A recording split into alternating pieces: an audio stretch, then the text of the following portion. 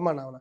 இந்த 99 தேர்தல் நீங்க பார்த்தீங்கன்னா, ஏறத்தாழ 20 கிராமமே கொளுத்தப்பட்டிருக்குது. 20 கிராமம் கொளுத்தி சூறையாடி இருக்கிறாங்க. இன்னைக்கு கூட அந்த அந்த பகுதி நம்ம காட்டுமன்னார் கோயில் பகுதியில போய் போனா, அங்க இருக்கிற நெறைய தோழர்கள் வந்து அந்த தேர்தல்ல அடிப்பட்ட காயங்களோட இன்னும் வாழ்ந்துட்டு இருக்கிறாங்க. தலைவர் கூட கடந்த தேர்தல் அங்கீகாரத்துக்கு பிறகு அதுதானே சொன்னாரு. என்னுடைய 99 தேர்தல்ல வந்து என்னுடைய தம்பிகள் வந்து இன்னைக்கும் ஆறாத வடுவோடு இருக்கிறாங்க. அவங்களுக்கு இந்த அங்கீகாரத்த நான் சமர்ப்பிக்கிறேன்னாரு. அந்த தேர்தல்ல முறையா நெறைய கிராமங்கள்ல சொந்தமா வந்து மக்கள் வாக்களிக்க வராங்க. இவங்கலாம் அதான் நீங்க சொன்ன மாரி இந்த ஓட் எங்க விசிக கன்வெர்ட் ஆவோன்ற ஒரு காரணம்.